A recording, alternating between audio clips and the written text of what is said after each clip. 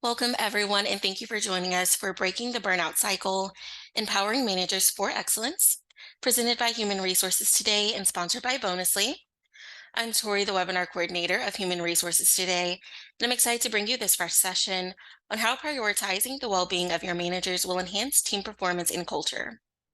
I'm really looking forward to speaking with Adri Glover, Molly Hintz, and David Brown in what I'm sure will be an informative conversation. Just so you know, this webinar is Sherman HRCI approved. All attendees that stay for at least 50 minutes, that's 50, will receive will receive an email with the activity IDs within 48 hours. Please note that in order to receive the activity IDs, you must be present during the live webinar. Activity IDs cannot be provided to those who view the webinar recording. As mentioned, we will be recording this webinar in case you need to leave early. If you happen to miss any part of today's session, you can go to the landing page to access the recording. We're going to be sending that link in the chat box right now. Up next,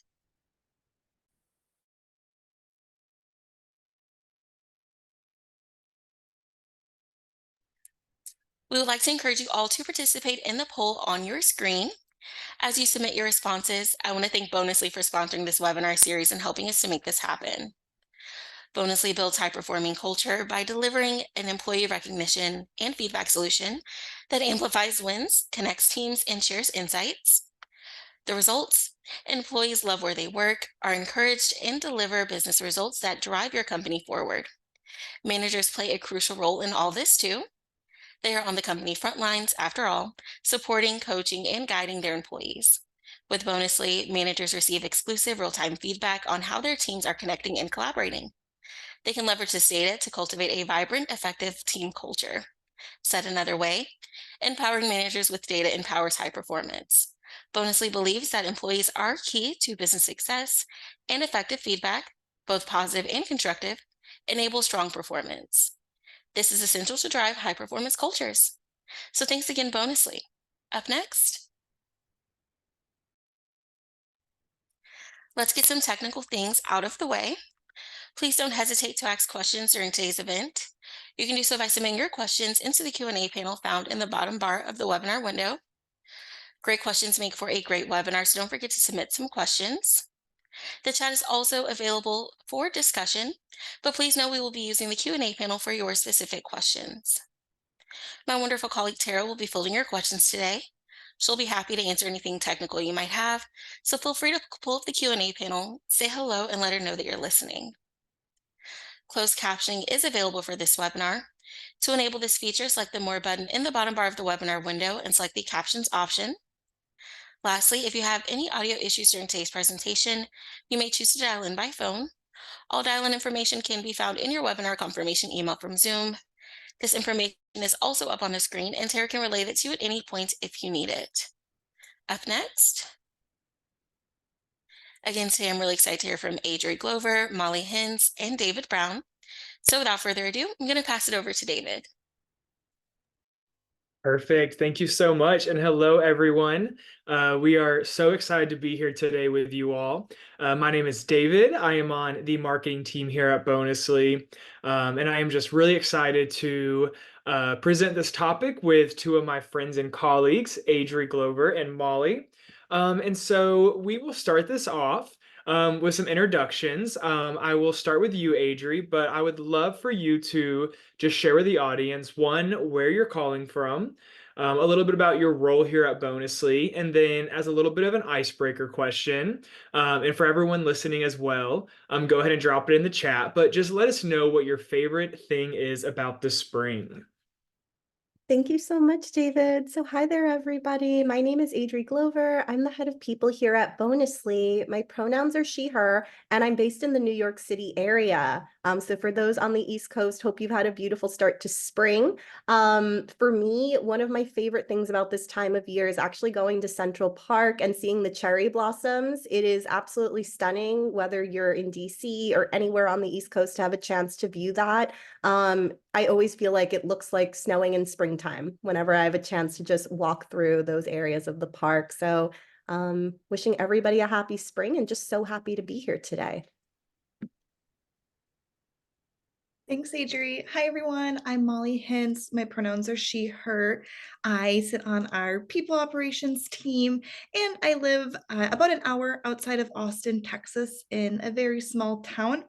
My favorite thing about spring is just the longer days and it not getting dark by 6:30. I absolutely love that. And then I also see a lot of like baby animals being born on the farms that surround us. My mom actually just got a bunch of baby goats, and so it's always fun for spring to come and see all the new baby animals as well. I love that. And I just been following the chat while you all answered, and there is a lot of sunshine and warmer weather in the chat, is what people are looking forward to. I am David, like I mentioned, and I am in Jacksonville, Florida. I saw a few other Floridians in the chat, but definitely agree. Sunsets being later, longer days full of sunshine, and it's not too hot here in the summer yet, or in the spring. And so, definitely one of my favorite seasons. Well, like Tori mentioned, we are talking today on the topic of breaking the burnout cycle, empowering managers for excellence. And so, if you all, this is one of your first webinars with the Bonusly crew, we like to do our webinars almost Q&A style. So we have a few questions that we'll go through with Molly and Adri. We would love to hear from you all as well, what you all think about the questions, if anything that they say resonates with you. Feel free to use that chat. We love to make our webinars very engaging. And like Tori mentioned, we will have some time at the end for the Q&A. So throughout the conversation, if you have any questions, anything you want to ask Molly and Adri, feel free to put them in there and we will get to it at the end. And with that, we will go to our first question, and we'll start with you, Adri. But we talk a lot about burnout. We hear it a lot, especially in the last few years. Honestly, really starting with COVID, and as things started opening back up, going to hybrid work schedules, remote, in office. One thing we say at Bonusly here is the world of work is definitely changing and has changed a lot in the last 4 years. And so we do hear a lot about burnout, but not necessarily manager burnout. And so I'd love to hear from both of you. Why is manager burnout different? Yeah, and thank you, David. It was really nicely said how you just set the stage and talked about this being not just a new issue, but something that we've really been experiencing and all of us living through, even before COVID, but seeing that as a really big, important starting point. I think one thing that's really important as we look at manager burnout is that our managers, our people leaders are really the glue that holds our organization together. They're the ones on the front lines that are motivating, coaching our employees. They're translating leadership directives and priorities into action. They're also on the ground really caring for employees through change management, through a tough past year in 2023 where many companies have gone through making difficult decisions, whether that's layoffs, reductions in force, et cetera. So for them, it's really crucial to just recognize that managers are first and foremost people and employees too. And when we consider burnout on its own, and we just look at corporate burnout costing companies around 1.8 trillion a year, and that as a whole, according to Slack research, around 42% of managers are feeling burned out. That not only translates into aspects of productivity, but in terms of general engagement as well. And that's not just for managers as their own individual contributors, but also for the teams that are looking up to them and that they are leading themselves. And I think, as we look at the manager role, what's so crucial about burnout in this way is that it's a real driver for morale as well. Employees are coming to their managers, they're leaning on their managers for support, they're looking to them for guidance, and managers are also putting on a very brave face. And I think that what's really important is one, just recognizing that, we'll talk more throughout the webinar, but just really looking at this aspect of not only productivity and engagement, but also really just retaining those managers and our top talent to translate into bigger goals and initiatives and things that we look to accomplish as a team together. And I'll take a moment to pause there, and Molly would love your thoughts here as well. Thank you, Adri. That was really well said. And I think you covered a good portion of it. I think the numbers are just staggering in terms of where we're at with burnout. I know looking at a larger scale, more than 1 in 4 workers is burned out. So when you start to include our managers, it's just overwhelming at the moment. Really want to touch on why it's so different with managers. One aspect from an IC standpoint is IC's team members, they learn a lot from their managers. They learn how to problem solve, how to communicate, how to set boundaries. They are looking for those managers for guidance. And so when a manager's burnt out, that really affects the learning for the members on their team as well. And then the other really interesting thing is when we conducted a round of stay interviews recently, one of the biggest pieces of feedback we received from employees was that they really appreciated when their managers were taking time off and setting boundaries. They felt as if their managers can do that, then they felt enabled to do that, and vice versa. When the ICs or employees, when they see their managers working late, they feel like they need to do that too. So it does create a domino effect when managers are burnt out, which makes it a little bit different than your standard IC or employee. Thank you both so much. And we do have a few links to these resources that we're using in this presentation, which we'd be more than happy to share after. So you'll see lots of stats and all coming out of this presentation. And we definitely will share that with you all later. But the slide you see on the screen here is from Gallup's latest report, which came out, I want to say it was a month or two ago, but just really staggering with, all the engagement stats and data for last year, but especially when it comes to managers. I'm just talking about how managers like Molly and Adri said are really tasked with, carrying the company forward, but also taking care of their direct reports, making sure they have everything they need, helping them with their, goals and professional development and everything. And so we definitely can see, how managers are definitely more prone to be burned out, but also how they have so much more on their shoulders than, ICs, in their direct reports. And so we'll start with you, Molly, with this one, but how can HR professionals effectively, identify, but also address burnout in managers, considering that, a lot of them may hide these signs of burnout? Thanks, David. Yeah, absolutely. So, managers exhibit a lot of the same symptoms as burnout individual contributors, but they often try and successfully hide it better. They're trying to keep their spirits up for their team. They're trying to not let that shine through. Some of the most common warning signs are irritability.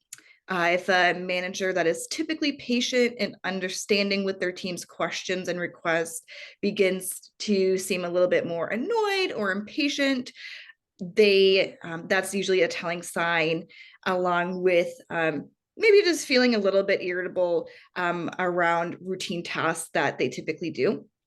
And then forgetfulness is a huge one. Normally, digital managers experiencing burnout might forget deadlines, important updates for the team, and even small details that they would usually be on top of. And then absenteeism. Burnout affects people's mental, emotional, and physical health. And I think absenteeism is a good indicator that they're stressed, and it is affecting their body at that point as well. So you might see more sick days. You might see your managers be more exhausted, not feeling well, and really just struggling to get in the door and get to work that day. And then the biggest sign of burnout in managers is the lack of apathy. Usually managers wanted to become a people manager. They like coaching people. They want to see their team succeed. They want to help develop careers. They find that work satisfying. And so if a manager isn't finding that enjoyable anymore, it's a good sign that burnout is, they're feeling a little bit burned out. That was really well said, Molly. Oh, sorry, were you going to say something else? I didn't mean to interrupt. No, I was just going to hand it over to you, Adri. So that's perfect timing. No, perfect. I really appreciate how you set the stage there around people that aspire to become people managers are in it also for their teams and people, right? And that motivation, that driving force is really important, and something that it can also very much be affected by burnout. David alluded to this earlier, but from recent studies and just given the landscape of 2023, there's been a lot of companies that have needed to downsize and just look at more efficiency. I think 2023 has been coined as the year of efficiency. And with that being said, managers are also taking on more. They're not only directing, guiding, coaching their teams, but they're also individual contributors, right? And that these signs, these warning signs of burnout are some really good ways just as HR professionals and as leaders to just help identify what we're seeing and how we can help get ahead of that. I think one thing that's really important is we've spoken quite a bit about the role of leadership and being the face of positivity, transparency, encouragement, especially through the hardest times. And therefore, opening up about feelings of burnout can be really daunting for many people leaders. And I think the reality is that we need to kind of look internally and recognize that managers are employees as much as our ICs and people first, right? And as HR leaders, we're constantly in that position of helping all of our employees just navigate journeys, looking at ways to do things better, quicker, smarter, and as a whole, just leaning into the human aspect.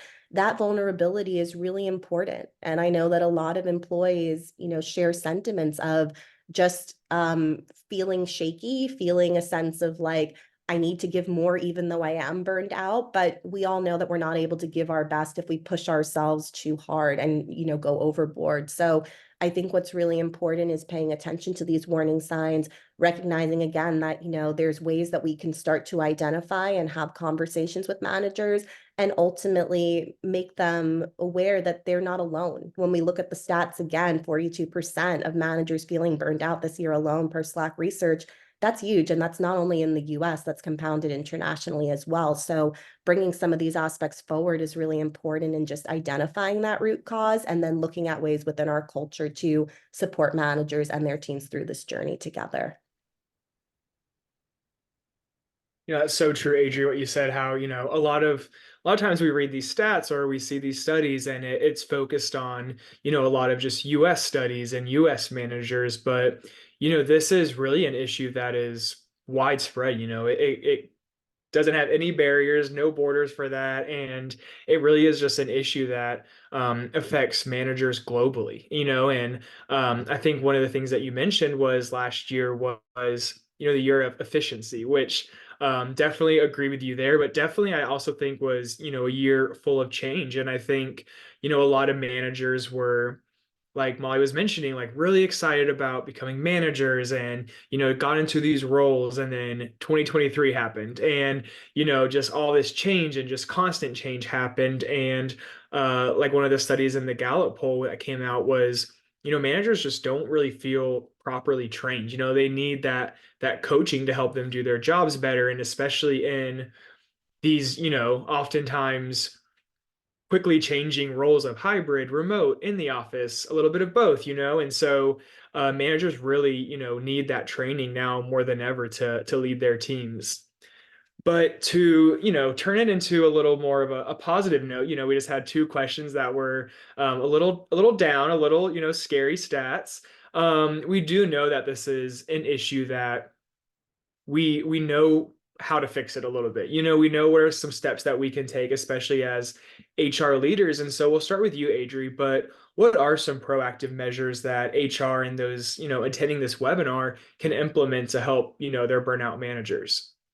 Yeah, absolutely, David. I think one of the first that I really look to lean into myself is the power of one-on-ones. And for those out there very interested to just see if you're regularly having one-on-ones with your teams, with your managers, skip levels, I think that one-on-ones and having a continuous flow of how you have that in place is huge in terms of pulse checks, getting a real gauge on how your managers, your teams are feeling, and also just a genuine and honest way to really understand how you can help them through roadblocks, challenges, aspects that they're facing, right? One-on-ones, I think, are a really powerful tool that as a whole just builds trust. It builds relationship building. It gives a set forum that's a two-way street. So it doesn't have to just be dictated by a manager to a manager. It can be two ways in terms of what is top of mind.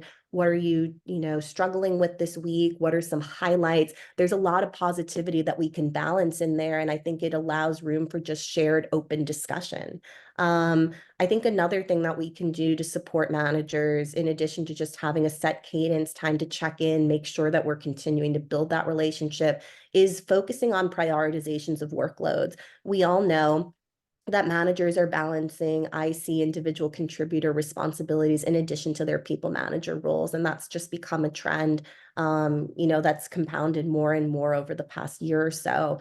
And I think that what's really important is recognizing you can't do everything all at once, right? But we have a lot of things being thrown at us all the time. Let's try to sit down with our managers to piece together what are the top priorities? What should we be focusing on first? What can be put on the back burner, even if temporarily? I think that this is a great opportunity to also just get a little bit more in the weeds as much as we can, right? Like really try to understand what's happening on the ground, really being able to guide, and also just setting the stage of, we're here to be successful together. We're not here to operate in a vacuum. So the more that we're able to open up and have those conversations, lean in with trust, lean in with support, the more that we're able to really understand a gauge of how our managers are feeling and how to help them and their teams be successful, right? So looking at manageable workloads, want to make sure that our teams aren't feeling overwhelmed. Like, of course, there's natural aspects of we have major deadlines, we have projects, right? But the goal isn't to focus on this aspect of burnout. It's to get ahead of that to make sure that we can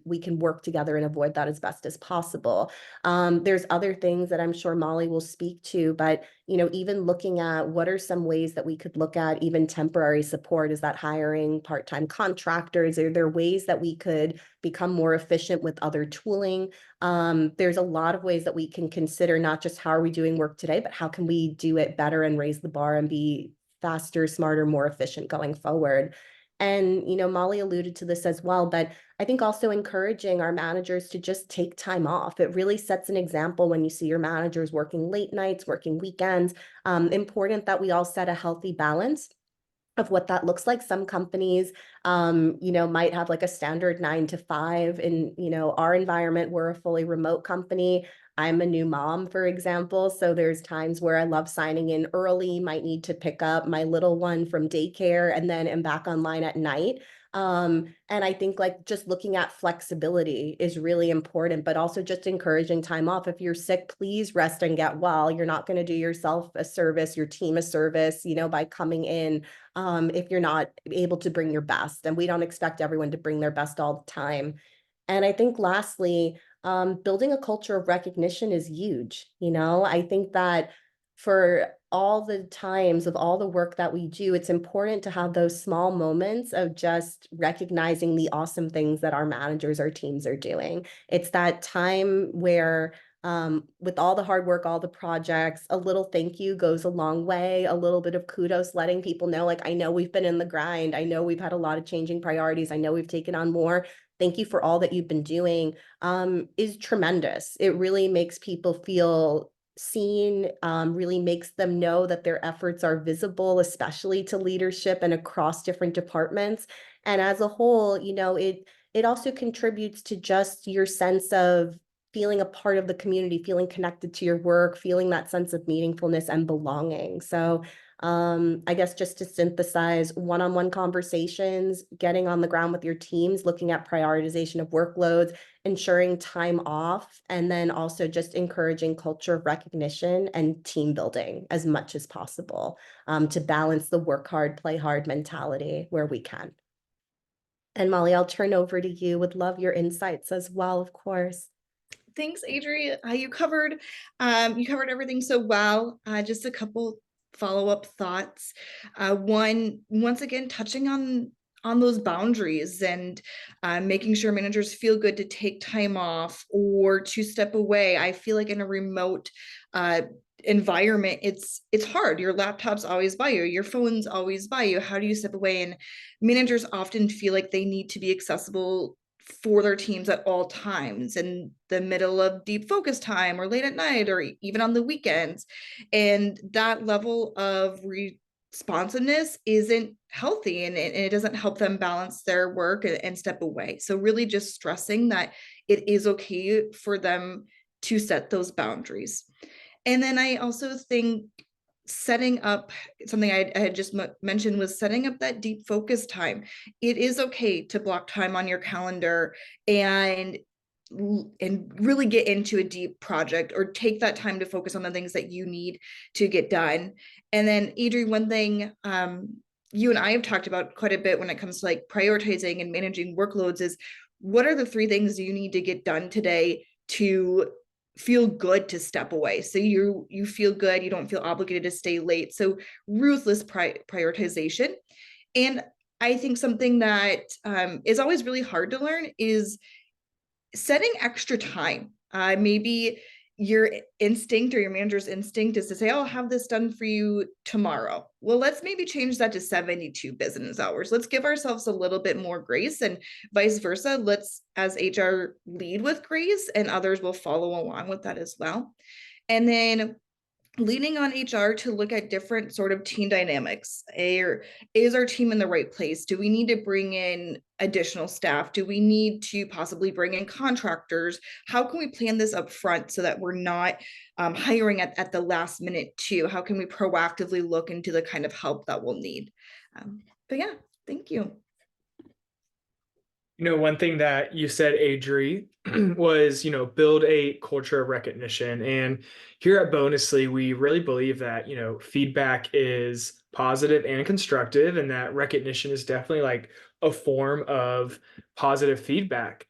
And so that brings us into our next question. And we'll start with you, Molly. But what role does feedback, positive, constructive, play in preventing burnout? And how can HR support this process?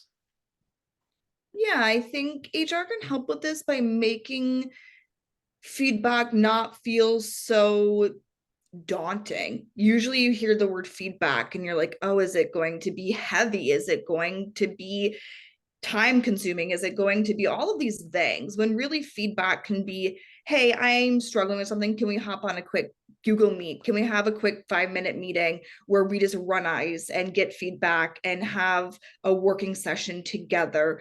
I think that feedback is a way to unblock members and also help them and make their lives just easier as well.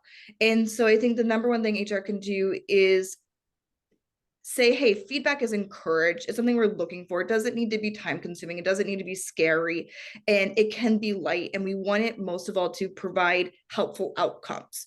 And so one, just creating a culture where feedback is encouraged.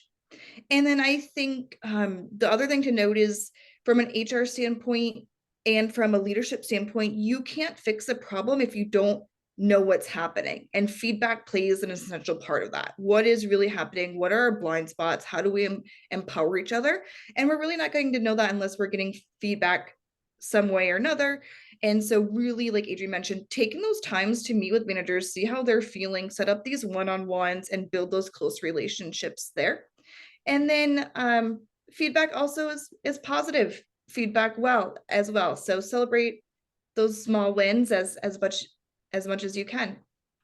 Adri, anything to add there? That was awesomely put, Molly. I couldn't agree more. And I think, going back to the human element of feedback, you said it really nicely. I mean, we're part of a people team. I always say in HR, like, we live in HR land. So a lot of these concepts seem really familiar to us, but we have to remember that, like, when we're talking to our managers, talking to employees, leaders, sometimes these concepts are really new, right? And feedback as a whole, constructive feedback, can seem really daunting to some. And I think that one thing that we really want to do as HR leaders is be game changers and be innovative and look at feedback as being something very positive, even if feedback is about development and it's constructive, right? There's a lot of ways that we balance positive feedback and recognition as being a really important formula to preventing burnout, and just letting folks know you're doing a great job, you're on the right track, and being more specific on like how those actions are translating into your OKRs, your business goals, making an impact, not just within your immediate department, but org wide, right? And I think that as we look at constructive feedback, it's just to your point, Molly, it's the ability to move quickly and to not sit on something and be worried and get anxious, but to like raise your hand and be able to say to your manager upward as well, hey, I want to give some feedback that like, I know you've been super busy with X, Y, and Z, and like you're always there, but like I really need some extra time to like work through this deck or this project together. Feedback can go two ways, right? And it's an opportunity for all of us to see and work on blind spots together. And that's what's really beautiful about it too, is that it doesn't have to traditionally be the top-down way of how maybe many of us have like looked at feedback and like dreaded getting feedback. It can really be an opportunity to build a partnership, to build trust, to talk about like what again is on your mind, like going off of those one-on-ones, but also being in a space where I wasn't able to get through this because I've had these other priorities on my plate, or I need help with X, Y, and Z. It really helps just to build positivity. I think letting you know that you're also not alone, you have that trust with your manager and vice versa. And as a whole, you're able to just knock out obstacles together, right? The goal of feedback is to always make sure that we are development centric. We're looking at ways to be more efficient. We're looking at ways to help and to remember that we're a team at the end of the day, right? We're talking a lot about people managers today. And what's really important is we want each person to be successful. That includes our people managers too, right? And to know that if there are ways that we can work faster, get better results, make sure that we don't get the Sunday scaries. These are really awesome ways as we think about building constructive feedback into our practices that can significantly help with burnout and even really foster culture and relationship building across your organization. I love how you mentioned, the two-way feedback because it really is so true. I am very lucky to have a great manager here at Bonusly who, we at Bonusly obviously encourage feedback both ways, but we just have that trust with each other where he can freely give me feedback. I can give him feedback, request feedback, after projects and after webinars, after everything. And it is such a unique and beautiful, but also a very confusing thing sometimes, especially when you get started. And we do stay tuned with human resources today. We have a webinar coming up just on feedback because every time we talk about it, we realize this is a huge topic and it really is kind of this gray area for a lot of people where feedback is scary. It seems like a huge intimidating thing when in reality it's a gift, as everyone says. And so be on the lookout. We will be sending out an email about that with human resources today for an upcoming webinar with them. But speaking of feedback, we mentioned how we view it as positive, constructive, and how we really think recognition is a beautiful way of receiving and seeing positive feedback. And so we'll start with you, Adri, but what are some effective ways that HR professionals, companies, teams can acknowledge and appreciate the efforts of their managers? Yeah, of course, David. I think one is, as we spoke a little bit about earlier, is building a culture of recognition and appreciation, right? And that can take a number of forms. It might be you have a standing all hands every month or every quarter where that's an awesome opportunity to highlight a couple of teams or employees from your organization and just spotlight things that they've done really great. And it might be closing a big deal in sales. It might be renewing a customer. It might be, a company going through lots of change and someone taking on a stretch project or assignment and like getting over the finish line, right? And really taking that grit and that perseverance. There's so many things that we could look at and value. And I think that whether it is like a standing employee of the month award or just shout outs that you'll do within your team meetings, there's so many powerful ways to just create that human touch no matter how big or small your organization is. And I think that as an HR leader, there's so much now where our teams are hybrid, they're remote, some are fully on site. But the reality is that since COVID especially, dispersed teams are like a big part of how many of us are operating today. And what's really important is keeping your culture close and making sure that your teams, one, know that they're valued, two, that the work that they're putting in, those tireless hours and working towards our goal, are meaningful and just translated down. It really shows visibility, it shows care, it shows that there is a real appreciation for the things that we do individually and together. And I think that it's an acknowledgement as well of a little thank you really goes a long way. And for your employees to feel valued, it's a really important part of the culture, that creating a culture of appreciation can really have a lot of benefits. And one thing that we do here at Bonusly as well is that for recognition that we give to our teams, we always tie that to a core value and even a hashtag that relates back to our OKRs. So there's always that sense of like going a little deeper than saying great job, but really saying like, thank you for taking the time to help me prep for this webinar. It really helped me feel confident, gave me some good feedback, and allowed me to just feel fully great going into the presentation. And whether it's building off of that and that relationship building, peer to peer, top down, bottom up, there's also aspects of connecting to if one of your core values is be an excellent team member, you can tie it to that and just build a culture around it. Or if one of your goals is, let's say, hashtag like customer success, there are ways that we could look at what that means, not just within the customer success team, but how that really relates cross-functionally. So I know I've said a bunch, but I really think it, just to summarize it, comes down to one, just having a standard program, something that really relates well to your culture, making sure that not feedback, but appreciation, and I guess feedback too, is given at all levels. So again, try to knock down hierarchy. It's always wonderful to have recognition from leadership and managers, but even just that bottom up feedback can go a long way as well as peer to peer in your culture. So I'll take a moment to pause there. We're very passionate about recognition appreciation here at Bonusly, so I'm sure Molly and David would love to jump in with some thoughts as well. No, you said it correctly, Adri. We are passionate about recognition here. And I think to truly recognize and acknowledge your managers or anybody within your company, you have to really understand what they did too and what it took them to get there.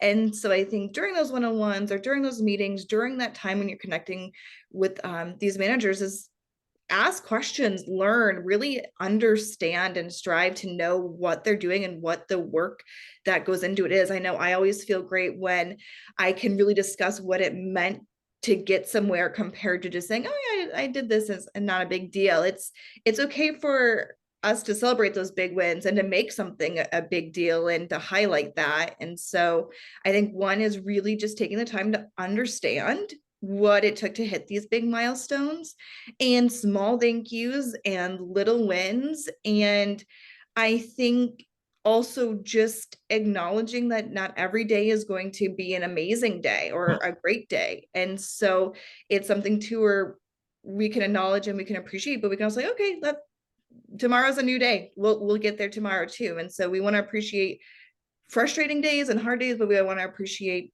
good days and all the work that's going into these projects by our teams.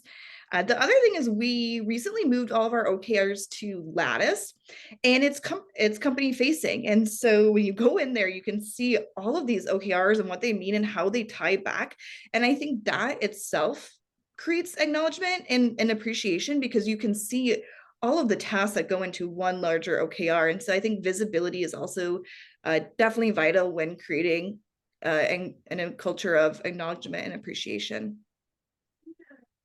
Definitely, Molly. There's one other thing that just came to mind for me as I was thinking about just, culture and ways to just kind of acknowledge, appreciate efforts of our managers and teams is also investing in professional development. I think that's a topic we brought up earlier on in today's conversation, but recognizing that, our people need training, right? And they need to create just spaces to learn and to feel confident. And I think that one thing that's huge is professional development stipends, no matter how big or how small, just taking that effort to think about customizing individual learnings and needs and helping employees, managers just be at their best is really tremendous. It might be, investing in your Excel skills, your presentation skills, working with a coach. I think that a lot of the broader trainings could also be just be applied to like manager trainings or manager circles where you're able to discuss topics openly and kind of lean and learn from each other.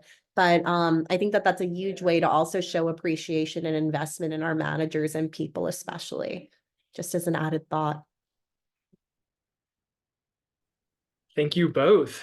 And just for a little additional context before we get into this next question, but Adrian and Molly are our people team here at Bonusly. So they are, everything goes through them, everything starts with them. They are, the captains of our people team here at Bonusly. And so we have done a lot in the last couple years when it comes to our people managers, like a lot of people in our space. We grew a lot exponentially over the last few years with COVID, had a lot of people managers come in. And so, what are some real life examples? And we can start with you, Molly, but what are some things that you all do as the HR leaders and people leaders of Bonusly to help address the manager burnout that happens at Bonusly, that may happen at Bonusly? But what are some things that we all do here internally? Thanks, David. I would say the first thing that comes to mind are we have a wellness stipend, and wellness to us can be physical, mental, emotional health, anything regarding wellness. And so we try to keep the range of what that can be used on wide and inclusive. And so really promoting our wellness budget and stipend, encouraging people to use that. And then, like Adri mentioned, we have a professional development stipend. If there's a course, if there's a certification, if there's anything that we can help with there to make managers' lives easier, then we're going to encourage that. And then we also have what we call our relax from home days. Every month where there isn't a holiday, we create a fake Bonusly holiday so everyone can step away and have that day. And so trying to really focus on addressing burnout in multiple areas. And then I think too is just really focusing on being open and honest and being vulnerable. We want to lead with vulnerability. If we lead with vulnerability, then others will follow. And I think the best thing you can do for your team is, if you can, be open and vulnerable. I love that, Molly. And I think just to add, the relax from home days are one of my favorite benefits here. Everybody looks forward to a long weekend. Like a little recharge weekend goes a long way. And I think, it's a very low cost way of just giving your employees that thank you, and that time to recharge. Another thing that we do is we offer flexible PTO. So it's an unlimited PTO policy, but we call it flexible because we want our employees to use that for life circumstances, for time off, for PTO planning, for religious observances. Like we really try to make that very equal and very inclusive. We've also now just hired some team members in Dhaka, Bangladesh for the first time. So it's been amazing just to, as a growing global team, have a policy that just meets the needs of everybody and really encourages at all levels to take time flexibly as you need it and to recharge, refresh. I think as well, here at Bonusly, one thing that we really do to just address culture manager burnout is, as Molly said, really just creating a culture of open feedback. That has been an amazing journey, and we're still learning, right? I mean, we're a team of, I want to say 60 now. We just made some new hires this week. But as David said, we're very lean but mighty. It's myself and Molly, and in our people ops org. And it's just kind of leaning into those relationships and knowing like we got this together as a team and really understanding like how folks are faring. And like if you have questions, we're very open culture around, there's no such thing as like a silly question. And if you want to go over the revenue numbers, our CFO, our head of sales are very happy to like sit down and do office hours or talk about it in all hands, right? Like we're very transparent in terms of how we communicate. We're really growing into the space of being an open feedback culture and like helping employees and managers just get comfortable with feedback at all levels as a means to help and grow and develop and prevent burnout. And I think as well, we are big fans of Bonusly for Bonusly, and I'm sure, David, I'll turn over to you in a moment, but our whole product, our whole business model is really about recognition, appreciation, and making work better. And for me, I was a head of HR at a company called NewsCred a few years ago. It was my first time being introduced to Bonusly. And I was supposed to be on site 5 days a week, meeting my team for the first time. And it was March 2020. And I all of a sudden had a fully remote role as an HR leader, hadn't met anybody outside of the interview process in New York City. And, Bonusly was my first introduction to our culture, just meeting everyone remotely, seeing the recognition, the shout outs, the birthday celebrations, the thanks so much for your help on this project. And it was absolutely amazing, like very touching, I think, especially during that time in 2020, to just recognize that we may be in different places. We're a remote team, but like as a whole, we have a real culture and heartbeat. And it's very special to see people being themselves and being organic and authentic and just having fun and being silly, but also really creating a culture of appreciation and gratitude. And here we call it Bonusly for Bonusly. Like we're huge fans of our own product and making that very special and personable in our own culture. But I'll take a moment to pause there. I think that using Bonusly as a whole has been very rewarding, especially for me, one on the other side of the fence, but now being here and just thinking about the impact that that has in terms of culture, relationship building, preventing burnout, and really helping folks stay connected. But David, I'll turn back to you for anything you might want to add there as well. Yeah, I think you both covered it very well. Just really the importance of, like we mentioned earlier, like the frequent and regular one-on-ones, making sure that we're checking in constantly. And that definitely resonated in the chat with a lot of people. And then going into the relax from home days and making sure, like Adri mentioned, with our additional staff across the globe, really having a policy that really includes everyone and is fair to everyone. But then especially just the importance of appreciation and feedback and making sure that especially our managers are empowered to do their job better, do their job more efficiently, and also easier, things that can automate sometimes these time consuming processes. But we do have one more question. And while I ask this next one, feel free to add any questions into the Q&A. We'll have about 10 minutes, it looks like, for the Q&A. But Molly, you touched on this with our Relax from Home Day. But we'll start with you. But what are some practical tips for managers to help prioritize their self-care and well-being in their demanding roles, really?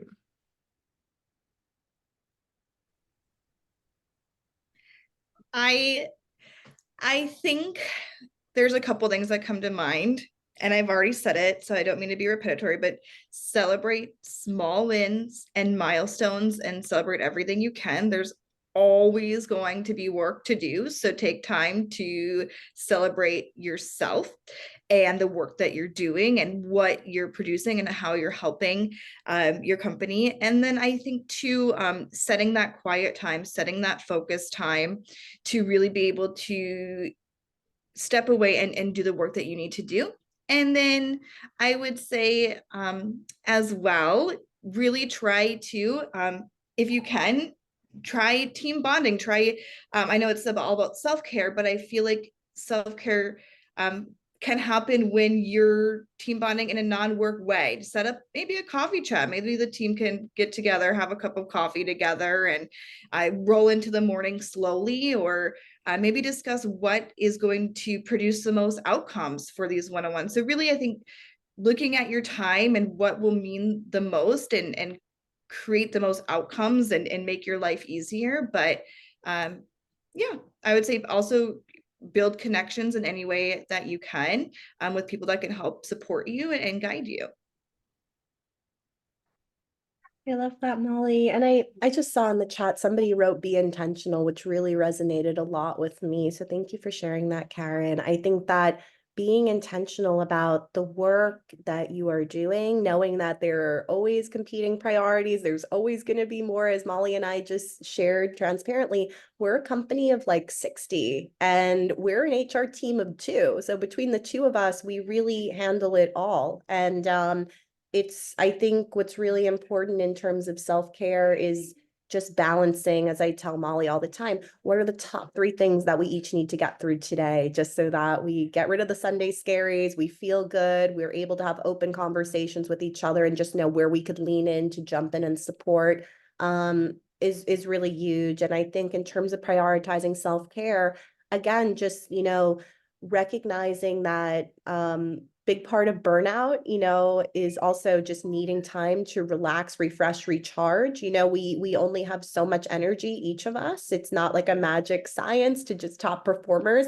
I think that being intentional, prioritizing, being ruthless around that, and also just setting that time to unplug. And I mean, like, really not look at Slack, take that time to be with your family, your friends. It's really important to just holistically think about what that balance means to each of us, right? That everyone's a little different. I voiced that I'm a new mom.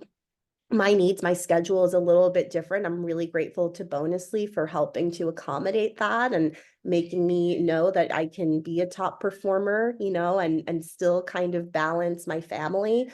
And I think, like, as a whole, just helping our managers, our teams recognize what self-care means to them, really unplugging again, really planning that time off, really, again, just understanding what are the things that we need to get through. And again, I think Molly spoke really beautifully to connections, right? Whether you're remote, fully like us, or you're hybrid, as much as we can be intentional bringing our people together, it's a huge thing. We're human at the end of the day. And I think the coffee chats go a long way to just taking that break in the middle of the day and talking to somebody. Anything but work is our rule here at Bonusly. We do monthly coffee chats as well. And we have donut. Those are really important and special to see folks just taking a break in the middle of the day, coming together.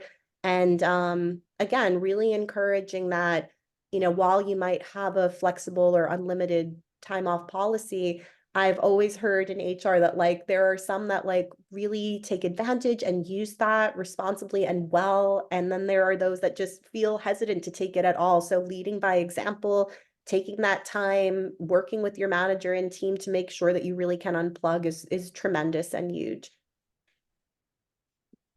Those are all some great pointers. And I will just reference the slide that we have pulled up. It's from Calm Business, and they had a great blog post about self-care for managers. So I will highly recommend that, but also knowing that this audience is primarily HR leaders and HR professionals, this especially applies to you all. I mean, we talk with Adrian and Molly a lot in our webinars about just really how much HR leaders and professionals do, and really how self-care is so important. So while this all is very applicable for managers, definitely applies to all the HR leaders listening as well. And with that, we have a few minutes, so I will pass it back over to the Human Resources Today webinar team. I know we have a few questions in the Q&A, and so I'll pass it to them for the next few minutes. Thank you all for your insights on today's presentation. Before we dive into the questions and answer session, I want to remind everyone that now is the time to get straight from the source insight from our 3 amazing speakers. Great questions contribute to a great webinar, so don't forget to submit some questions. Additionally, we understand if you need to run, just know that today's session is being recorded and will be emailed to you within the next 48 hours. And of course, if we don't get to your questions today, please feel free to connect with them via the social channels on the screen, and they will also be in the chat shortly. Okay, we've got a lot of great questions that came in. Let's start with Ming. Ming wants to know, how do you help staff feel motivated to look beyond themselves and truly recognize others? I love that question. And I think for me, I spoke a little bit about this idea of winning as a team, and I think that what's really important, and one thing we do at Bonusly, is we set goals very transparently and collectively to make sure that, like, our success is this other team's success, right? It's not just sales on their own. By the time we onboard a new customer client, we want to make sure that they're having the best possible experience. So them moving on to the CS team and our marketing initiatives, all of it is really important that we look at the sense of interconnectivity. And I think what's huge that like our leaders, our COO especially, really talks about this idea again of winning together as a team. That, we have our individual OKRs, whether you're an IC or a people manager. I think that setting up your goals in a way that just transcends bigger department, bigger company level. For us at Bonusly, we're again a 60-person company. So it's very easy to just bump in and know everybody and like get a sense of like you're kind of working with everybody. But I think even within larger orgs, helping your team, your individual employees to just see the bigger benefit and that success and what that means to really collaborate and work together, I think goes such a long way to not only building that culture, but really helping them recognize that this is a team player sport. Even though we might be playing solo in some areas, we're ultimately here to make the company, our team successful together. Thank you. And this next question is for Molly, and it comes from an anonymous attendee. It says, Molly, thank you for mentioning that a lack of boundaries in the workplace can contribute to manager burnout. This was an excellent point. How can managers better communicate a boundary or that their bandwidth is at capacity to leaders and their team without it being seen as a disinterest in the work being done? Yeah, I think it doesn't need to be a disinterest. It could say there's a lot of things I'm excited about and that I want to achieve. I think that Adrian and I were just talking about it this morning, and we were talking about our Q2 goals. And I was like, Adrian, I have a list of things I want to do. And she's like, I have a list of things I want to do. And we had to sit and be like, okay, realistically, how much time are these things going to take and what is going to go into it and what's going to keep us at a healthy amount of bandwidth?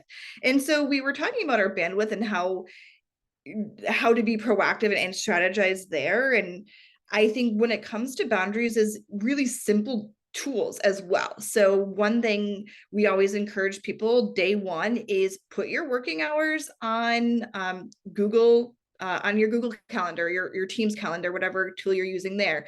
On Slack, we have people update their status. So as soon as it's not their working hours, for example, David sits on Eastern time and I sit in Central time, a little moon pops up by David's name as soon as it becomes his after hours. And so it doesn't have to be a disinterest. It could be like, hey, these are all the things I'm really excited about. What's going to make the most impact and what's going to be the highest outcome, and then we'll just add the rest to the list and set those boundaries on what's going to be realistic, I would say. Thank you. It looks like we have time for one or two more questions. This next one comes from Emily.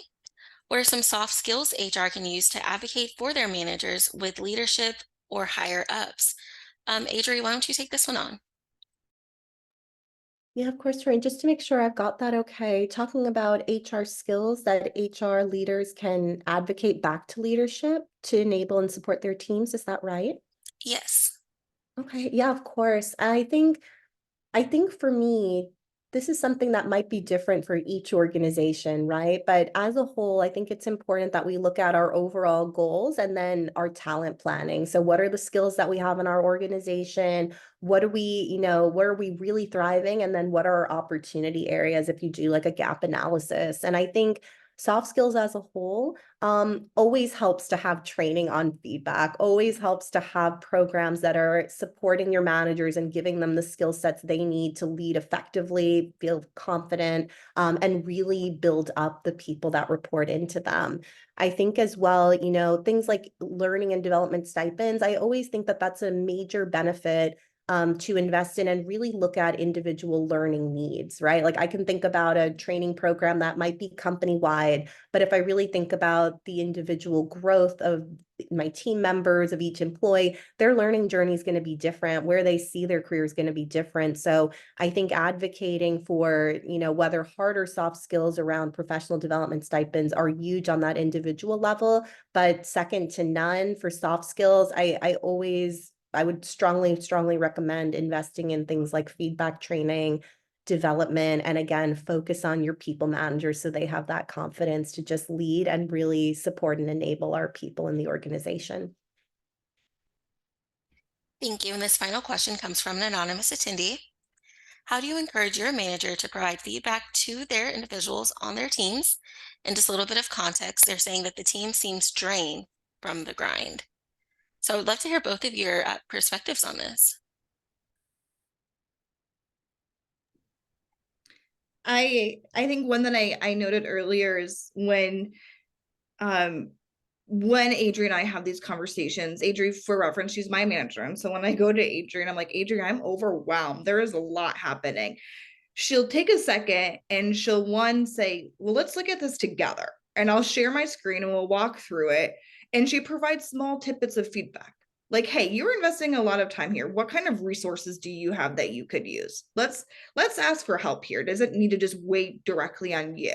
And so one, I think like offering to help and get visibility and to really understand what the problem is helps create that feedback that's going to be as meaningful as possible. And then also giving feedback in terms of what's going to make the biggest difference right now. Let's focus on this today and make sure this gets done. And then let's circle maybe next week, or let's make sure we put a calendar invite and we'll circle back on this on Friday. And so feedback can be as easy as just walking through something, walking through an issue together, or talking through your day-to-day together.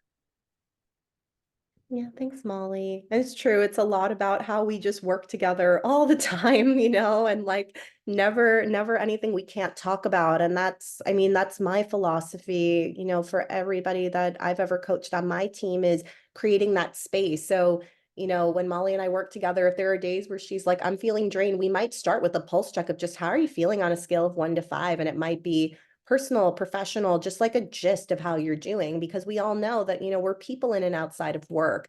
And I think, again, starting out with those one-on-ones, building that trust, just saying like, maybe I'm not doing so great, because my little one's sick and I recently just sent her to daycare. So like I'm now a new parent that's like in the world of, oh my God, I'm sick all the time now too.